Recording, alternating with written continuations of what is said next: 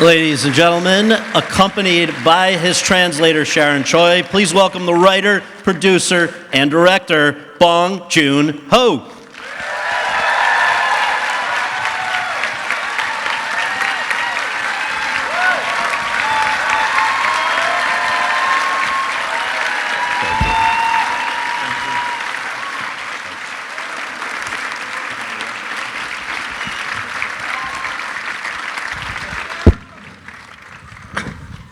Welcome to Santa Barbara. Thank you for being here. Thank you. Absolutely. Great honor to be here. Well, we're very excited to have you, and I think just to begin with, I want to talk about your upbringing, your background. Where in South Korea were you born, and what did your parents do for a living? 뭐 대구라고 한국이 작은 나라인데 그것도 남쪽에 있는 도시예요. 거기서 자라다가 이제 서울로 올라왔죠. 예. So I was born in a city of Daegu. Korea is a small peninsula and it's on the southern part of Korea. And so I spent my childhood there and moved to Seoul. So for obvious reasons, I've got to ask you, was your family upper class, lower class, middle class? Where would you say you guys fit in? 중간 정도죠. 아버지가 이제 그 대학에서 디자인을 가르치셨고, 예. 뭐 이 기생충 뭐 영화 같은 게 보면 이제 그 부잣집과 가난한 동네 딱 그 중간쯤인 것 같아요. So you could say I grew up in a middle class family. My father, he's a graphic design professor at a university. And if you look at Parasite, you have the rich neighborhood and the poor neighborhood. You could say I grew up right in the middle. It kind of gives you a good perspective on both ways of life and all of that, I would think. But I guess like everyone of your generation, you grew up in a country with American presence throughout your country and some, constant tension around the border of your country. And I guess I just wonder, how do you think those things may have shaped the person that you became? 뭐 이제 한국의 정치적 역사적인 맥락을 짚어주셨는데, 뭐 애들이야 그런 거 아나요? 그냥 뛰어놀고. 예, 저는 특히 뛰어노는 것보다 어릴 때부터 맨날 집에서 영화 봤어요. TV로. 예, 별로 밖에 나가서 놀지 않고 TV를 워낙 많이 봐가지고. 예. So you just provided some historical and political context of Korea, but honestly, as children, no one really cares when you're little. Kids just like to roam around. But for me in particular, I really love to watch TV and films playing on TV. I rarely went outside. 저희 가족들이 스포츠나 레저나 여행을 안 해요. 모든 가족들이 다 집에서 계속 TV만 봐요. 예. 그래서 저도 TV 영화를 많이 보면서 TV를 어떻게 시네마테크 삼아서 자랐어요. So my entire family doesn't like to do sports or travel. Everyone just likes to watch films on TV. So my television was my own personal cinematheque. I think it's actually very relevant though, because it sounds like a lot of the TV that you were watching was the American Armed Forces Network, which was showing classic and maybe recent American films in English. So was that how you first got exposed to kind of great cinema, or were you also going to theaters and doing stuff like that? 저희 어머니가 좀 결벽증까지는 아닌데 청결한 걸 좋아하시는 분이라 저를 극장에 못 가게 했어요. 극장은 1년 내내 햇빛이 안 들고 세균이 득실거린다라는 거를 저한테 주입시키면서 그러니까 극장보다 TV에서 많이 봤죠 영화를. 예. So my mother was a little bit compulsive, a germaphobe. She really liked to maintain personal hygiene. So because in the movie theater you don't have a lot of sunlight, she insisted that it was filled with germs. So I was only able to watch films on TV. And funny thing is, at that time, when I was young, it was 1970s and 80s when I was in elementary school. South Korea was under the military dictatorships. The whole culture is very conservative. So whenever I watched the great films in the TV, almost of them were slightly censored. There was a censorship. So, 그러니까 뭐 시드니 루멧이나 브라이언 드 팔머 영화 이런 것들 보는데 항상 여기저기가 약간씩 잘려져 나가 있는 걸 보는 건데 어릴 때 그걸 느꼈어요. 이거와 이거 사이에 분명히 뭔가 있는 것 같은데 뭔가 빠져나갔다. 그런 걸 보면서 어떤 영화적인 언어를 약간씩 상상을 많이 했던 것 같아요. So I would watch films by Sidney Lumet and Brian De Palma, and there would be scenes that are omitted from those versions. And even when I was young, I knew that there was something missing in between those scenes. So I think that's when I started cultivating my cinematic language. So when it came time to go off to college, were you interested in pursuing film? I know that you ended up studying sociology, but was that because you thought you better do that, or your parents thought you better do that? 원래 사실 사회학 전공했는데 사회학을 잘 몰라요. 짧게 하죠 뭐. So I did major in sociology, but I know very little about it.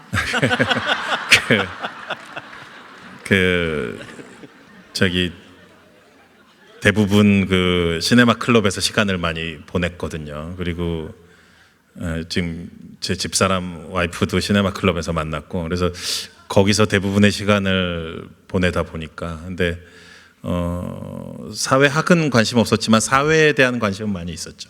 그때 또 한국 사회가 워낙 뜨겁게 격동하던 시기였고. 예.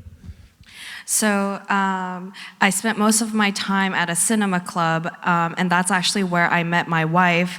Although I wasn't really interested in sociology, I was always interested in society, particularly because at the time Korea was going through a very dynamic period.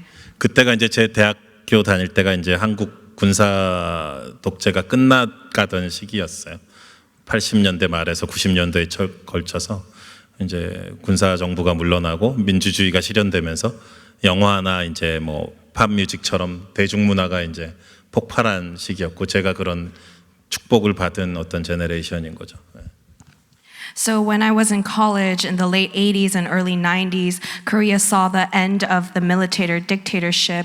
We had our first democratic administration come in, and that's where pop culture, cinema and pop music really exploded into the mainstream consciousness. And so I'm a part of the generation that was blessed. So let's talk about that film club. I think it was called, if I have the info right, Yellow Door, because I think the place had a yellow door, right? How did you know? The yellow door. 뭐 이상한 거 조사하고 그래. 참. You've researched some very strange things. 그게 왜 노란 문이냐면은 실제 시네마 클럽 방 문이 노랗게 페인트 칠을 해놨었어요. 그래서 그냥 옐로우 도어다 이렇게. So it was called Yellow Door because the door of our club room was painted in yellow, and that's why we named it. 그리고 내가 했던 일은 이제 비디오 컬렉션을 제가 관리했었죠. 그러니까 약간 유럽이나 미국이나 뭐 아시아의 많은 클래식 영화들을 제가 이제 불법 카피 공부하기 위해서 일리걸 카피를 많이 했었죠. 비디오 테이블. So my job in the club was to manage the video collection. My job was to illegally copy all the great American, European, and Asian classics so that we could all study those films. And the periodicals, right? And the magazines, the Sight and Sound, and all the way of learning about. No, but I mean, and were you starting to make films at that time too, just on your own, or how did that begin? 그러니까 감독이 되고 싶은 마음은 사실 더 이전부터 있었어요. 그러니까 9살 때 히치콕 사이코를 봤을 때라든가 또 앙리 조르주 클루조 공포의 보수 같은 거 봤을 때부터 이미 카메라 뒤에 있는 사람이 되고 싶은 생각은 있었는데, 본격적으로 완전히 공부를 하고 또 직접 단편 영화를 쇼트 필름 찍어보고 한 게 말씀하신 노란문, 지금 말하고 있는 거기서 이제 벌어진 일이었죠.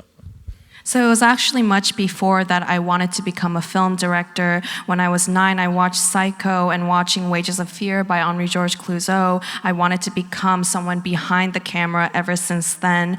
But I started officially studying cinema and creating short films when I was a part of the Yellow Door Club. And then was it, I think after that, I don't know if your parents were now more accepting of this, but you did go to what was just specifically a film program for a little bit after college, right? Mm-hmm. And that's where you really started making, I guess, your first kind of proper films? 그러니까 좀 전에 얘기했던 영화 동아리에서 이미 16mm 필름으로 단편 영화를 하나 찍었었어요. 그 다음에 이제 그거를 포트폴리오 삼아서 한국 영화 아카데미 말씀하신 이제 그 1년 과정 학교인데 거기 가서 이제 단편 영화들을 여러 개 찍었죠. 본격적으로 이제 영화를 만들기 시작한 게 그 시점이었죠. 그게 1994년 펄프 픽션이 개봉하던 해였죠. So when I was part of the cinema club, I did create one short film in 16 millimeter, and with that as my portfolio, I did a year-long filmmaking program at the Korean Academy of Film Arts. That's when I officially started making a lot of short films. That was in 1994 when Pulp Fiction was released. And that was is that a coincidence or was that a inspiration for you, Pulp Fiction? 아니 제가 다니던 영화 학교 좀 전에 그 아카데미 거기에 같은 건물에 시사실이 같이 있었어요. 그래서 강의실에서 바로 문 열고 나가면 시사실이 있는데 거기서 펄프 픽션을 하고 있는 거예요. 되게 충격을 받았죠 그때. 와 이런 식의 내러티브를 이런 시나리오를 쓰는 사람도 있구나. 근데 요즘 그분을 자주 뵙고 있어서 되게 기쁩니다. 여러 시상식장에서 자주 뵙습니다.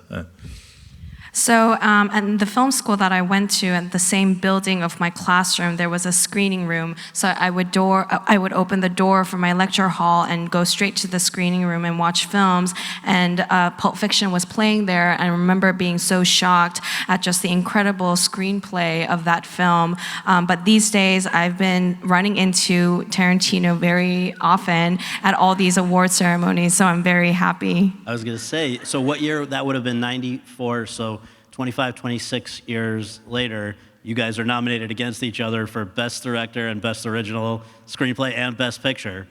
It's kind of, life's funny.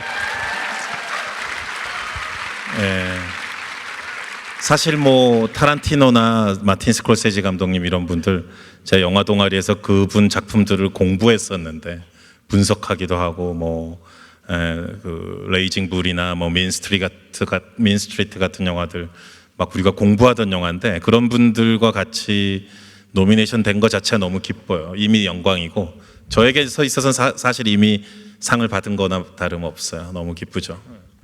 So with filmmakers like Tarantino and Scorsese, they're people that I studied and analyzed when I was part of this film club. Scorsese's Raging Bull and Mean Streets, I really studied those films. And just to be nominated amongst those filmmakers in itself is a huge honor and such a big joy. For me, it feels like I've basically won those awards. Mm-hmm. So after finishing school, there was a period of about 5 years where it looks like you were working on other people's films that they were directing.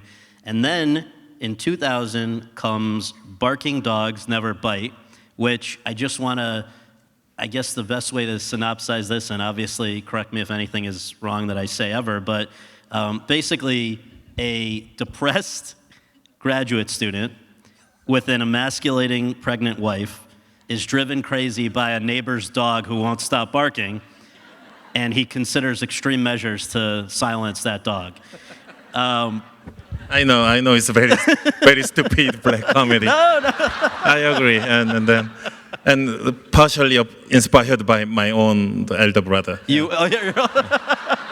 우리 형이 이거 유튜브 동영상 보면 안 될 텐데. He was the one that was driven crazy by the dog? I hope my brother doesn't watch this YouTube video. 개를 아주 사랑하는 분이에요. He loves dogs. He loves dogs. So what we are going to do now, actually, before we go to a clip, because I want to talk about the movie that came after that, 3 years later, Memories of Murder. And that is a great movie about basically the hunt for a serial killer and rapist in Korea by two cops. One, a local guy who works off instinct, played by Song Kang-ho, who plays the poor family's father in Parasite. That was the first of the 4 times you've worked with him. And the other, kind of the big city cop who comes in. And so I think what maybe makes sense to do is let's look at a clip of that, and then we'll talk about it. So this is Memories of Murder from 2003.